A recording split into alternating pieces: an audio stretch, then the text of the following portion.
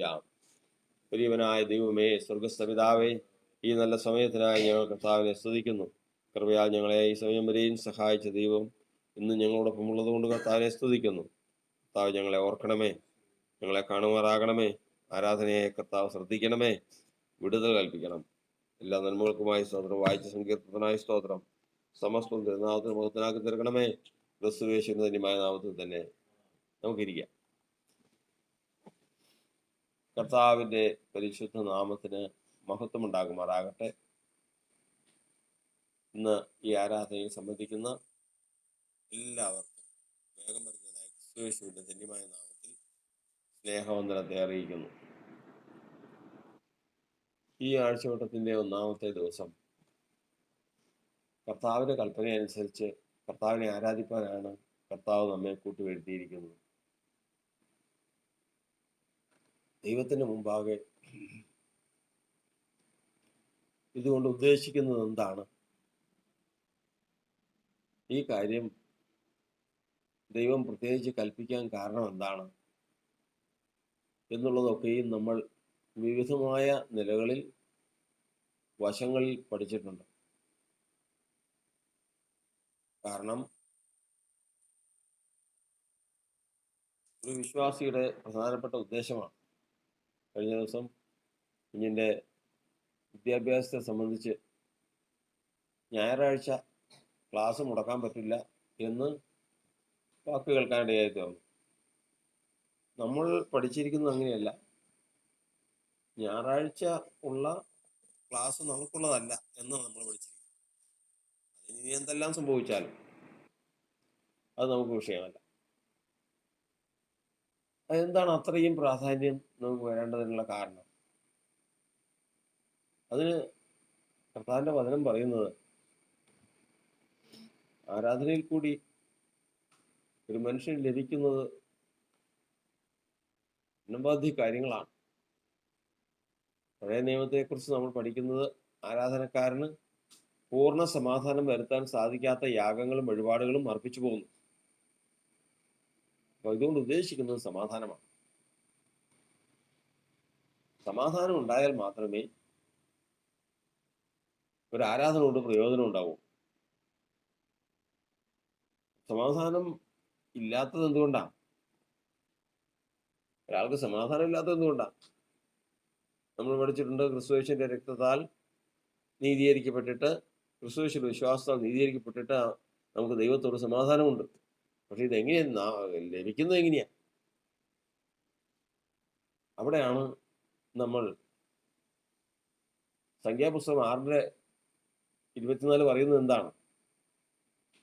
നിന്നെ, വാക്യം ഒന്ന് വായിച്ച, 6:24, നിന്നെ അനുഗ്രഹിച്ച് കാക്കട്ടെ, തിരുമുഖം നിന്റെ മേൽ ഉയർത്തി നിനക്ക് സമാധാനം നൽകട്ടെ എന്ന് വായിച്ചു. നിന്നെ അനുഗ്രഹിച്ച് കാക്കട്ടെ, തിരുമുഖം നിന്റെ മേൽ പ്രകാശിപ്പിച്ചുകൊണ്ട് കരുണയുണ്ടാവട്ടെ, തിരുമുഖം നിന്റെ മേൽ ഉയർത്തി നിനക്ക് സമാധാനം ഉണ്ടാകട്ടെ. അപ്പോ സമാധാനം നമ്മൾ പഠിച്ചു. ആരാധന കൊണ്ട് ഉദ്ദേശിക്കുന്നത് പ്രധാനപ്പെട്ടത് സമാധാനമാണ്. സമാധാനം വരണമെങ്കിൽ ഒറ്റ വഴിയേ ഉള്ളൂ. യഥാർത്ഥ സമാധാനം വരണമെങ്കിൽ തിരുമുഖം ഒരു മനുഷ്യന്റെ മേൽ ഉയരണം, ഉയർന്നു നിൽക്കണം. അപ്പോ ആ മനുഷ്യന് സമാധാനം ഉണ്ടാവും. ദൈവം അനുഗ്രഹിച്ച് ഇതെല്ലാം വേണമെങ്കിൽ എന്ത് വേണം? ഇതെല്ലാം വേണമെങ്കിൽ ഇങ്ങനെ, ആ വാക്യത്തിൽ തുറന്നുണ്ട്, ഇങ്ങനെ പുരോഹിതന്മാർ യഹോവയുടെ നാമം ഇസ്രായേൽ മേൽ വെക്കണം. കർത്താവിന്റെ നാമം ഒരു മനുഷ്യന്റെ മേൽ വയ്ക്കുമ്പോഴാണ് ഈ കാര്യമൊക്കെ സംഭവിക്കുന്നത്. കർത്താവിന്റെ നാമം ഒരു മനുഷ്യനിൽ വരുമ്പോൾ, അത് വയ്ക്കുമ്പോൾ അവന് ഈ കാര്യങ്ങളൊക്കെ സാധ്യമാകും. തിരുമുഖം അവന്റെ മേൽ പ്രകാശിപ്പിക്കും, ഉയരും. അതോടെ അവന് സമാധാനം ലഭിക്കും, അവൻ അനുഗ്രഹിക്കപ്പെടും. അങ്ങനെ അനുഗ്രഹിക്കപ്പെട്ട നിലയിൽ അവന്റെ പ്രാണന്, അവന് സമാധാനം ഉണ്ടാകും. ഈ സമാധാനത്തിൽ അവൻ ആരാധന കഴിഞ്ഞ് എഴുന്നേൽപ്പാൻ ഇടയായിത്തീരും. അവിടെയാണ് പ്രശ്നം. അതായത് തിരുമുഖം ഉയർത്തുവാൻ സാധ്യമല്ലാത്ത തരത്തിൽ ആരാധനക്കാരന് എന്തെല്ലാം പ്രശ്നങ്ങളുണ്ട് എന്ന് നോക്കുമ്പോൾ, തിരുമുഖം ഒരാളിൽ ഉയർന്നിട്ടുണ്ടെങ്കിൽ, തിരുമുഖം ഒരാളുടെ മേൽ ഉയർന്നിട്ടുണ്ടെങ്കിൽ സമാധാനം ഉണ്ടാകും. പക്ഷെ തിരുമുഖം ഉയരാനുള്ള തടസ്സങ്ങൾ എന്തൊക്കെയാണ്? കർത്താവിന്റെ വചനത്തിൽ നമ്മൾ പഠിക്കുന്നത്, എന്റെ ആത്മാവ് നീ വിഷാദിച്ചുള്ളിൽ ഞരങ്ങുന്നുണ്ട്. ഒരു മനുഷ്യന്റെ ഉള്ളിൽ ആത്മാവ് വിഷാദിച്ച ഉള്ളിൽ ഞരങ്ങിക്കൊണ്ടിരിക്കുക. നീ എന്തിനായി വിഷമിക്കുന്നത്? ഒരു കുഞ്ഞിനോട് അമ്മ അല്ലെങ്കിൽ അപ്പൻ ചോദിക്കുന്ന പോലെ, നീ എന്തിനാ മകനെ ഇങ്ങനെ വിഷമിക്കുന്നത്? ദൈവത്തിന്റെ ഭക്തന് മാത്രം ചെയ്യാൻ കഴിയാവുന്ന കാര്യങ്ങളാ.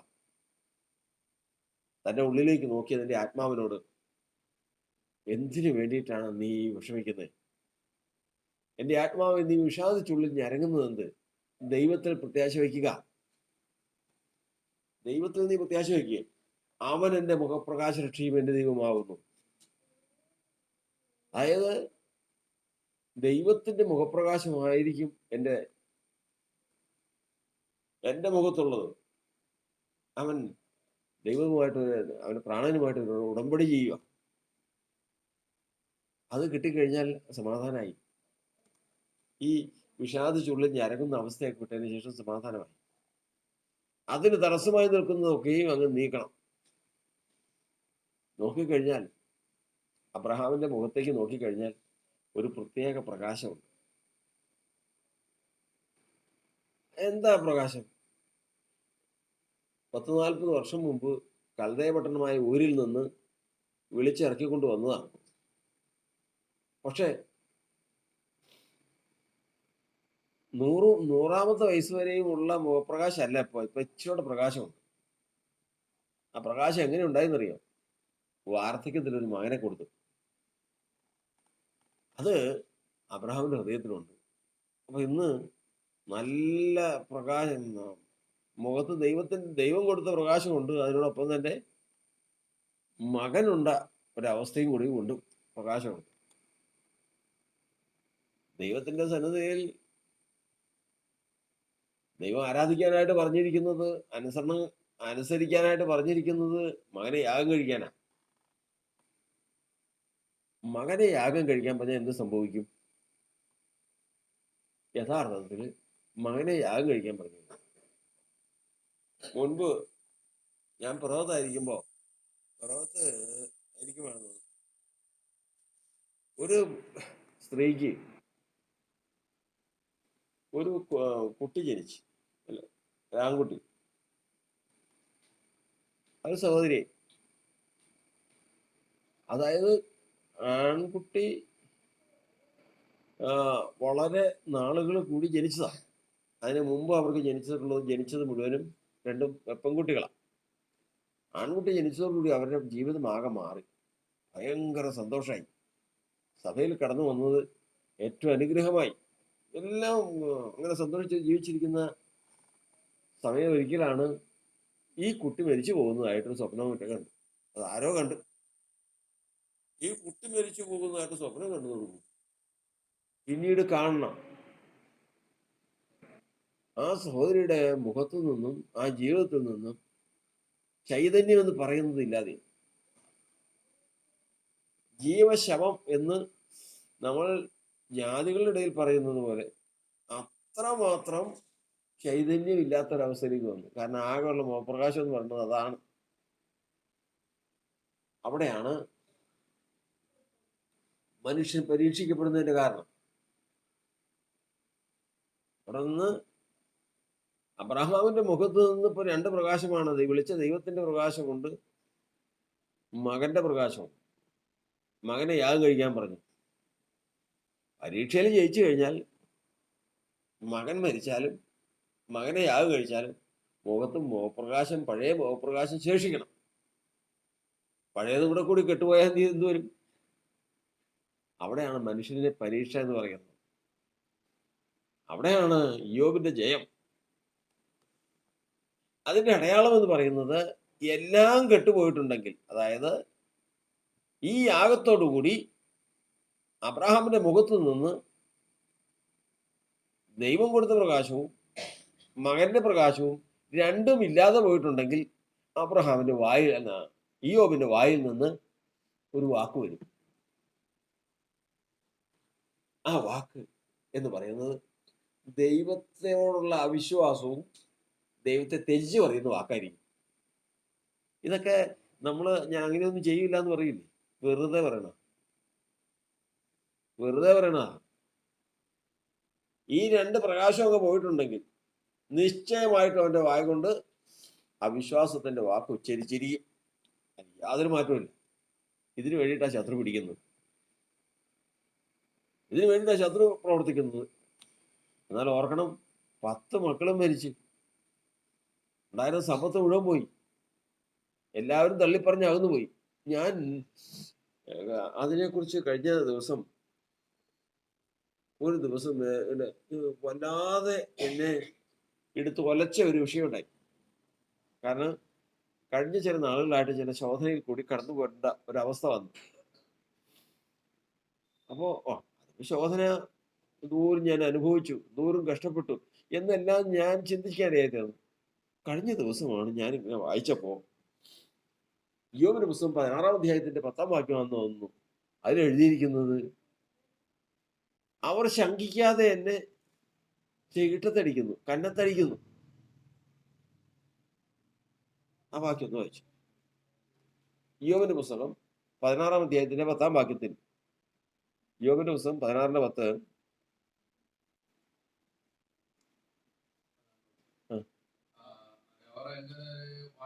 അവർ എന്റെ നേരെ വായു വിളർക്കുന്നു, നിന്നയോടെ ചെകിട്ടത്തടിക്കുന്നു. ഇത് അതിന് ഒഴികഴിവുണ്ടോ? അതിനി വല്ല ആലങ്കാരിക ഭാഷയായിട്ട് പറഞ്ഞിരിക്കുന്നതാണോ എന്ന് ഞാൻ ചിന്തിച്ചു നോക്കി. ഒരു ഒഴിവുകളുമില്ല. പക്ഷെ അടിച്ചത് തന്നെയാണ്. ഇയ്യോബിന്റെ ചെകിട്ടത്ത് വ്യക്തമായിട്ട് മറ്റൊരാൾ അടിച്ചെന്ന് തന്നെ എഴുതിയിരിക്കുന്നത്. എന്താണ് ശോധന എന്ന് പറയുന്നതിന്റെ കാരണം? അതിന്റെ ആഴമായി പറയുന്നത്. പിന്നെ ഇയ്യോബ് ആരാന്ന് ചിന്തിക്കണം. നമ്മൾ ചത്ത നായി എന്നൊക്കെ നമ്മൾ വേദപുസ്തകത്തിൽ കേട്ടിട്ടുണ്ട്. ഒരു വിലയില്ലാത്തവനായി പോയി, ഒരു വിലയും ഇല്ലാത്തവൻ. പക്ഷേ അവൻ പറയുന്നൊരു വാക്കുണ്ട്, അവൻ എന്നെ കൊന്നാലും ഞാൻ അവനായിട്ട് കാത്തിരിക്കും. ഇപ്പോഴും പ്രത്യാശയ്ക്ക് പങ്കുമില്ല. ഇപ്പോഴും മുഖത്ത് നോക്കുമ്പോൾ ഒരു പ്രത്യാശയുണ്ട്. ജഡപ്രകാരം ഒന്നുമില്ല. ഒരാള് രാജപദവിയിലിരുന്ന്, അന്നത്തെ കാലത്ത് രാജപദവിയിലിരുന്ന ഒരു മനുഷ്യനെന്ന് ഓർക്കണം. ആ മനുഷ്യനെ സാധാരണക്കാർ വന്ന് ചെകിട്ടത്തടിക്കാന്ന് പറഞ്ഞു കഴിഞ്ഞാൽ അവൻ എത്രമാത്രം ഹീനനായി പോയി കാണും, അത്രമാത്രം അധപ്പതിച്ചു. പക്ഷെ അവന്റെ മുഖത്ത് പ്രത്യാശ പോയിട്ടില്ല. ഇപ്പോഴും മുഖപ്രകാശം അവനിലുണ്ട്. ഇവിടെ ദൈവത്തിന്റെ വചനം പറയുന്നത്, മുഖപ്രകാശം ഉണ്ടോ? തിരുമുഖം ഉയർന്നിട്ടുണ്ടോ? നിശ്ചയമായിട്ടും അവന്റെ ഉള്ളിന്റെ ഉള്ളില് ബുദ്ധിയെ കവിയുന്ന ദൈവസമാധാനമുണ്ട്. ആ സമാധാനമാണ് ഇയ്യോബിനെ നിലനിർത്തുന്നത്. ഭൗതികമായിട്ട് എല്ലാം പോയി, ഒന്നുമില്ല. പക്ഷെ ഇപ്പോഴും പ്രാണനിൽ ഒരു സമാധാനം കിടക്കുന്നു. ഇതാണ് കർത്താവ് പരിശോധിക്കുന്നത്. ആരാധന കഴിഞ്ഞ് എഴുന്നേറ്റു, ഈ സമാധാനം ഇല്ല എങ്കിൽ ഈ ആരാധന കൊണ്ട് ഒരു പ്രയോജനമില്ല. യാതൊരു പ്രയോജനവും ഈ ആരാധന കൊണ്ട് ലഭിക്കില്ല. അതുകൊണ്ട് ദൈവത്തെങ്കിലേക്ക് നമ്മളിന്ന് ആരാധനയ്ക്കായിട്ട് ഈ ആഴ്ചവട്ടത്തിന്റെ 1-ാമത്തെ ദിവസം അടുത്ത് വരുമ്പോൾ നമുക്ക് ലഭിക്കേണ്ടത്, അതായത് നമ്മുടെ മുഖം പ്രകാശിക്കുന്നതിന് പല കാരണങ്ങളും. കുട്ടികളുടെ ജീവിതത്തിൽ അവർക്ക് മിഠായി കൊടുത്താൽ മതി, മധുരപലഹാരങ്ങൾ കൊടുത്താൽ മതി, എന്തെങ്കിലും കളിക്കാൻ കൊടുത്താൽ മതി, മുഖം പ്രകാശിക്കുന്നത് കാണാൻ സാധിക്കും. പ്രായം ചെന്നവർക്ക് സമ്പത്ത് കിട്ടിയാൽ മതി, പ്രിയപ്പെട്ടവരെ കണ്ടാൽ മതി, മുഖം പ്രകാശിക്കുന്നത് കാണാൻ കഴിയും. അതെല്ലാം നീങ്ങിപ്പോകുന്നതാണ്, അതെല്ലാം അറ്റുപോകുന്നതാണ്.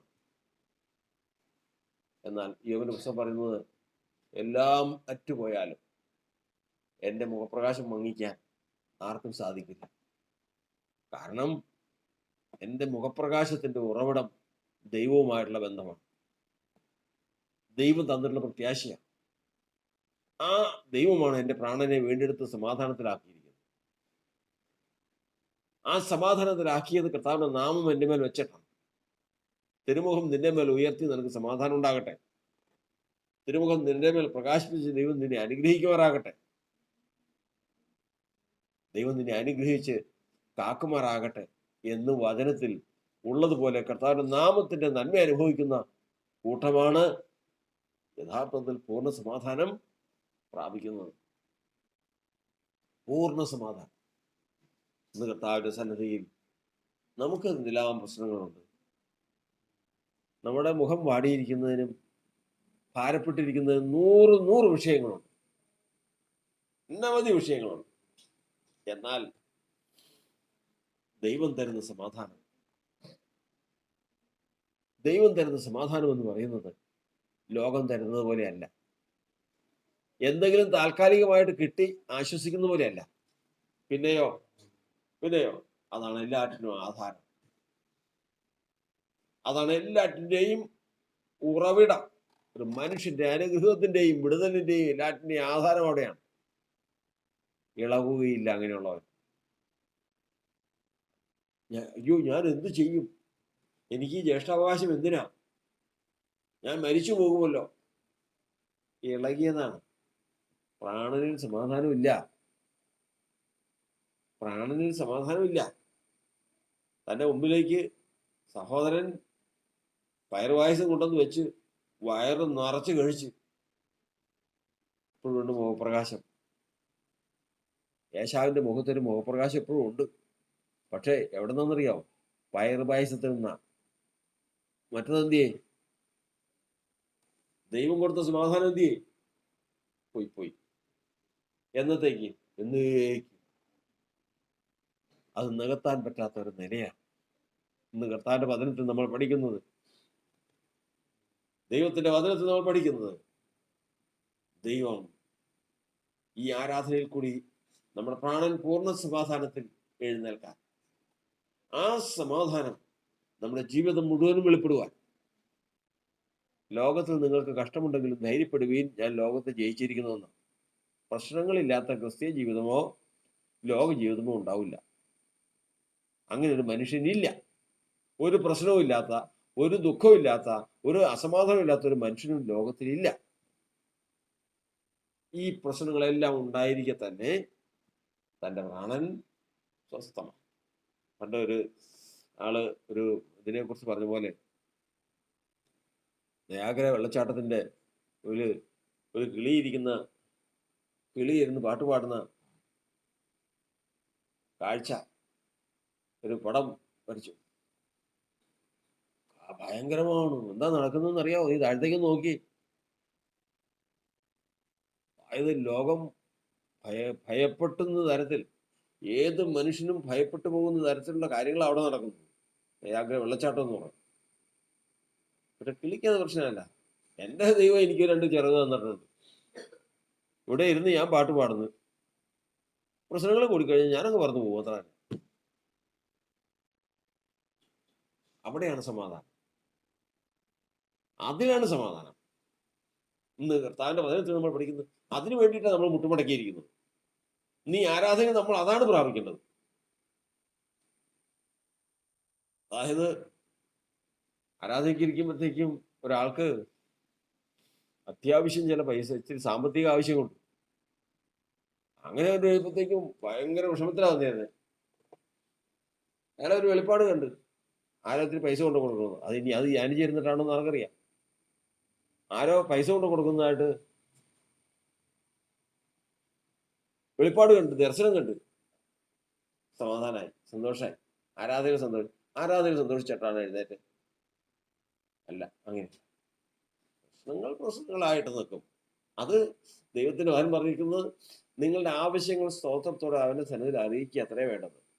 എന്നാൽ സകല ബുദ്ധിയെയും ദൈവസമാധാനം നിങ്ങളുടെ ഹൃദയങ്ങളെയും നിലവുകളെയും ക്രിസ്തുവേശുകൾക്കാക്കും. പ്രശ്നങ്ങൾ മാറിപ്പോകുന്നു പറഞ്ഞിട്ടുണ്ടോ? ഇല്ല. എല്ലാ പ്രശ്നങ്ങളെല്ലാം അതിൻ്റെ ജീവിതമാണ്, അതിൻ്റെ ഒരു വശമാണ്. അത് മാറും, വരും, പോകും, അതങ്ങനെ നടന്നുകൊണ്ടിരിക്കും. എന്നാൽ ബുദ്ധിയൊക്കെ വന്ന് ദൈവസമാധാനം നമുക്ക് തരുന്നവനാണ് ദൈവം. അവിടെയാണ് ഒരു മനുഷ്യന്റെ ജീവിതത്തിലെ വിജയം എന്ന് പറയുന്നത്. തൻ്റെ ജീവിതത്തില് 100 തരത്തിലുള്ള ചിന്താധാരകൾ അവനെ അസ്വസ്ഥനാക്കും. എന്നാൽ കർത്താവിൽ ആശ്രയിക്കുന്നവനോ ദയ ചുറ്റിക്കൊള്ളുന്നു. അവനെ സമാധാനത്തിൽ കർത്താവ് കാക്കുമെന്ന്, സുരക്ഷിതമായിട്ട് നടത്തുമെന്ന് ദൈവം അവനെ ഭരിച്ചു വഴി നടത്തുവാൻ. കർത്താവിന്റെ വചനത്തിൽ നമ്മൾ കേട്ടതുപോലെ തന്നെ നമ്മൾ മുട്ടുകളെ മടക്കിയപ്പോൾ ഒരുപാട് വിഷയമുണ്ട്, ധാരാളം സങ്കടങ്ങളുണ്ട്. ദൈവദർശനത്തിൽ കടന്നു വന്നു. എന്നാൽ നമ്മൾ എഴുന്നേൽക്കുന്നത് ബുദ്ധിയൊക്കെ വന്ന് ദൈവസമാധാനം ആരാധനയിൽ കൂടി പ്രാപിക്കാൻ കർത്താവ് നമുക്ക് വെച്ചിരിക്കുന്ന വ്യവസ്ഥയിൽ പൂർണ്ണ സമാധാനത്തിൽ എഴുന്നേൽപ്പാൻ ദൈവത്തിന്റെ ആത്മാവ് നമ്മെ സഹായിക്കുവാനാണ്. ദൈവം അനുഗ്രഹിക്കും.